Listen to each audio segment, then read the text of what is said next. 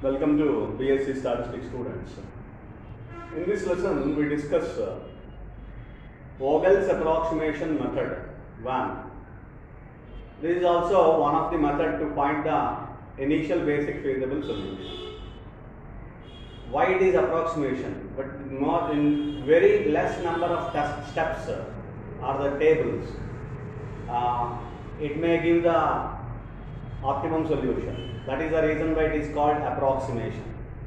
Approximately, it may give in probably in some particular problems directly after calculating the initial solution. That directly it provides initial optimum basic feasible solution.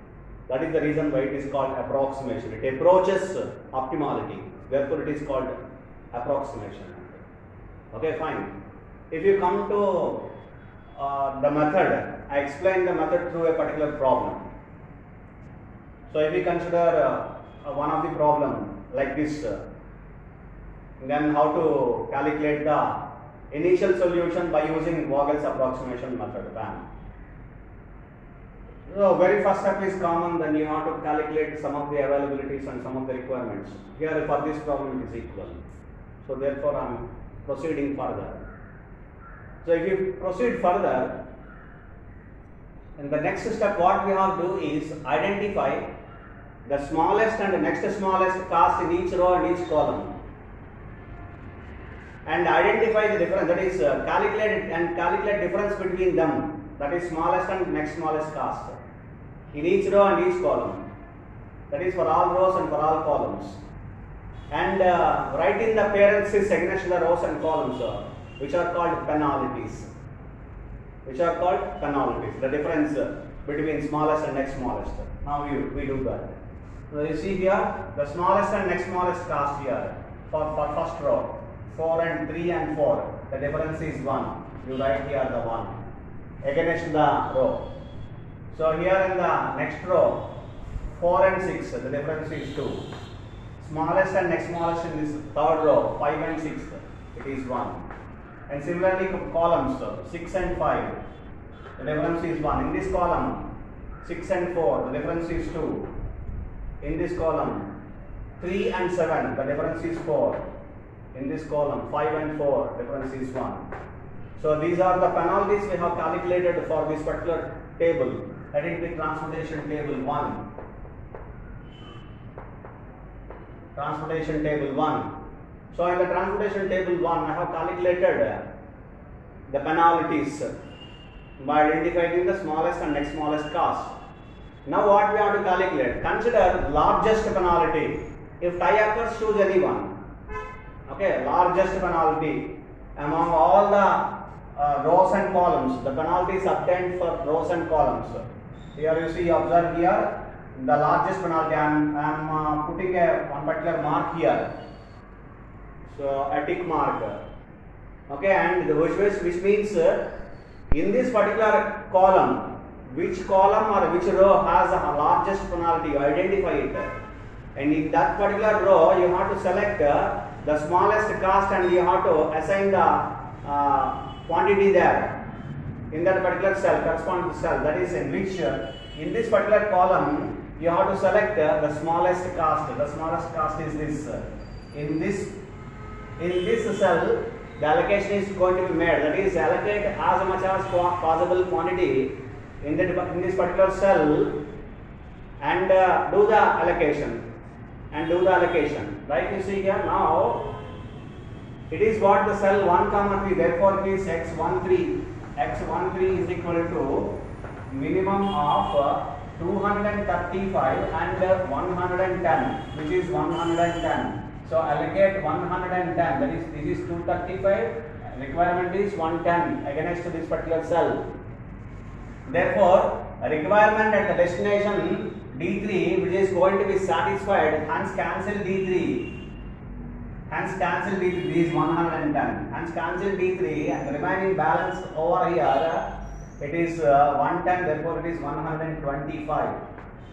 So with the help of this particular remaining table, you form the next table, that is transportation table 2. I am formatting and first of all forming transportation table 2. with having the which is having O1, O2, O3, that is 3 origins, and D1, D2 and D3 was cancelled. Therefore, I am considering D4. These are the remaining origins and availabilities, origins and destinations with the remaining availabilities and requirements.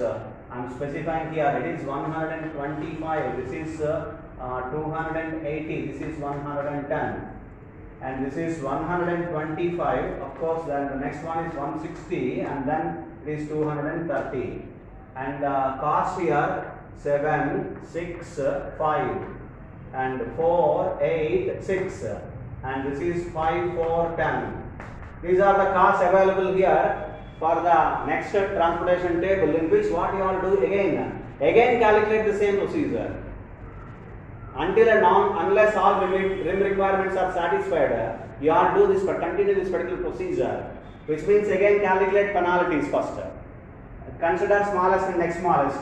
4 and 5. So hence it is 1. 6 and 4. Hence it is 2. 5 and 6. It is 1. And come to the rows. Come to the columns. 6 and 5. It is 1. And 6 and 4. It is 2. And 5 and 4 is 1. You see here, there are, now you have to consider the largest penalty, which are 2 here. 2 is the largest penalty, but it occurs at 2 particular, one in particular row and then another particular column. So 2 particular penalties which are same. So therefore you consider anything, no particular rule on that. So I am considering the second row, the largest penalty at the second row. Now you select the minimum cost, 4, 8 and 6. The minimum cost is 4, which means you have to allocate the quantity here in this particular cell. What is the cell? Cell 2, 4. Therefore, X24 is equivalent to be minimum of 280 availability and 230 the requirement, hence it is 230. So allocate 230 and then cancel. Since the requirement at the destination D4 is satisfied, therefore cancel D4, that is the 4th column, and then you reconsider, that is you have to consider, again you consider the transportation table with the remaining origins and the destinations. Here is the availability, 230 was sent, so the availability here 50 remains. Available units are 50, which are remain. So now I consider transportation table 3. So transportation table 3. So if we consider transportation table 3, we have 3 origins, O1, O2 and O3, and destinations D1, D2. Only 2 destinations here. So therefore you construct a table according to that, according to 3 origins and 2 destinations. And with the remaining available costs are 7, 6 and 5 and 4, 8, 6. And availabilities are 125 and it is 50, this is 110, and the requirements are 125 and 160.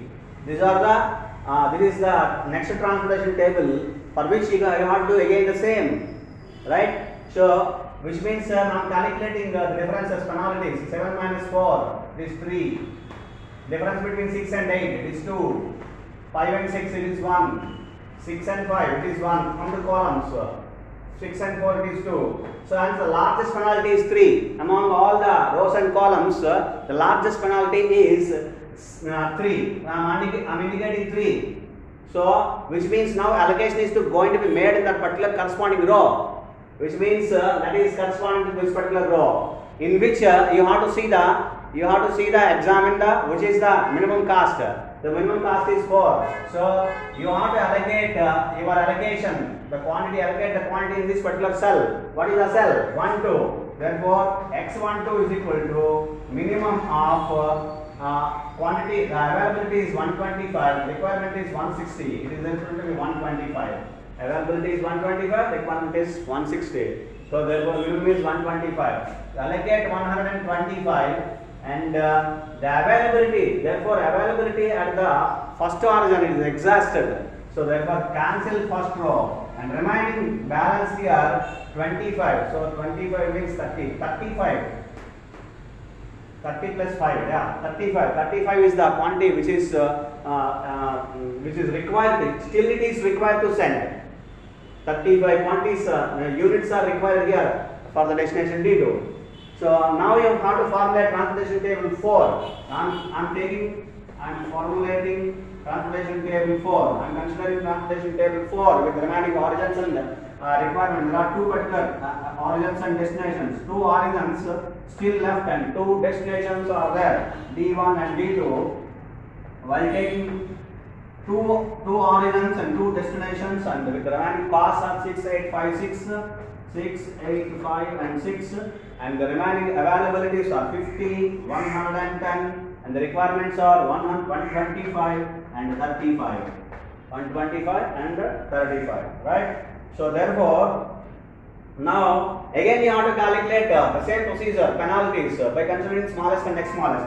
Smallest is 6, next smallest is 8, so the difference is 2 penalty, and the difference is the next penalty is 1, and here the penalty is 1, here the penalty is 2. There are two 2's.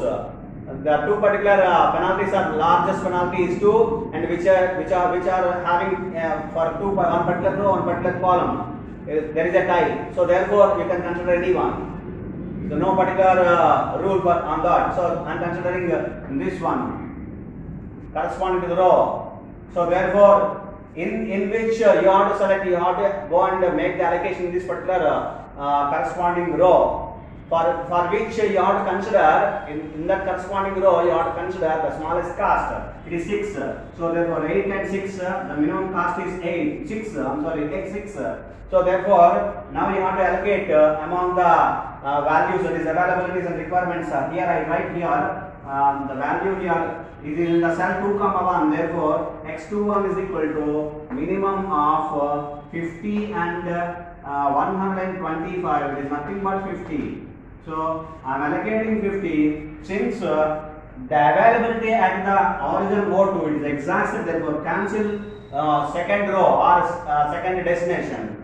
So remaining requirement, it is still to send. It is 75 units. 75 units are still to send to the required. It is required for the destination 1. So therefore I am going to the next transportation table. That is, I am forming another table, table 5, transportation table 5, for which we have only one particular row, that is one particular origin, and there are two particular destinations are there, D1, D2. So and hence the available costs are 5 and 6, and availability is 110, requirements are 75 and 35. Now you observe here, I always specified, a number of times I specified, I explained that if you have a one row or a one column, there is no need to use the procedure, just directly allocate, that's all. One row or a one column, then no need to use the procedure. Here 110 units are available, 75 and 35 units are required for these two particular destinations, these two places. So therefore directly we can allocate. So here 75 units we can send from 110. After that we can also send 35 units. Therefore all the requirements are satisfied. 75 plus 35, 80 plus 30 is 110. So therefore x31, so x31 is equal to 75 and x32 is equal to 35. This is what the required values, the initial basic feasible solution. If you get together all the values here, then we have to obtain the initial basic feasible solution. If you join all together, that is, if you take all the values x13, x24, etc., you will get the initial basic feasible solution. So that's what I am writing here. Therefore, the initial basic feasible solution, the point number 1 and the point number 2, total transportation cost. The initial basic feasible solution. Basic feasible solution by using VAM, which is nothing but x11, x not 11, x13 is equivalent to the x13 is equal to 110, x24 is equal to 230, and the next one x12 is equal to 125, and the next one x21 is equal to it is 50, and the next one x31 is equal to it is 75, and the next one x32 is equal to 35.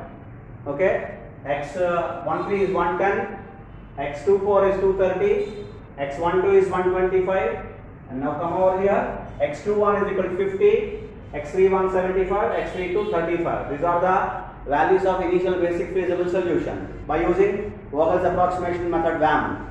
Right, now the total transportation cost Z is equal to summation I is equal to 1 to m, summation j is equal to 1 to m, Cij Xij. This is what the formula, and by using this particular formula, if you want to calculate the values here, I calculate directly by using the calculator. That is, I explained many number of times, so that I am calculating directly. It is 110 multiplied by 3. Hope you understand. 110 multiplied by 3 plus, come over here, 230 multiplied by 4. 230 multiplied by 4. Okay. Next, come to the next table. 125 multiplied by 4. 125 multiplied by 4, and plus come to the next table. It is 50 multiplied by 6. It is 300. Plus if we come here, next one 75 multiplied by 5. 75 multiplied by 5. Plus next one 35 multiplied by 6. So this is what the value to 2635. This is rupees 2365. 2635 rupees. This is what the total transportation cost by using the method VAM, Vogel's approximation method. In this particular method, this is what the cost which we have obtained, the total transportation cost. But still, optimum cost is going to be obtained. Okay, right? So this is what the method, Vogel's approximation method. By using the Vogel's approximation method, we calculate the initial basic feasible solution and the total transportation cost by using in this particular procedure, in this way, right? Hope you understand the problem. Thank you very much.